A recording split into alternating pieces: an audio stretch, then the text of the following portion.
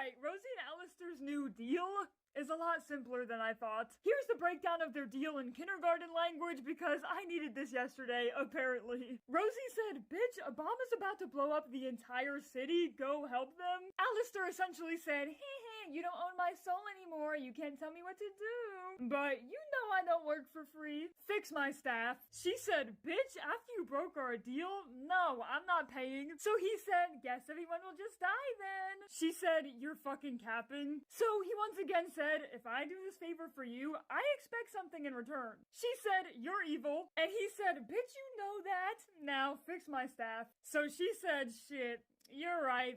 Okay, I'll fix your staff." And boom, that's essentially the deal. She fixed his staff, so he helped save everyone. Now, I'm gonna defend myself a little bit. So why was I such a dumbass yesterday? Well, I personally thought that Alistair made a much more complicated deal with Rosie because of two reasons. Reason number one, I don't think my brain, running on zero sleep and pure adrenaline yesterday, could comprehend just how good of a deal Alistair got himself. Bro had to give up his soul and complete an endless amount of tasks for over 100 years just to be able to pay for some of the power she was loaning him. And now he gets his power back indefinitely just by doing one thing. I mean, he did have to go through torture to get this outcome, but still. His slay was just too unbelievable to me at the moment. I was like, there has to be some catch, right? But no.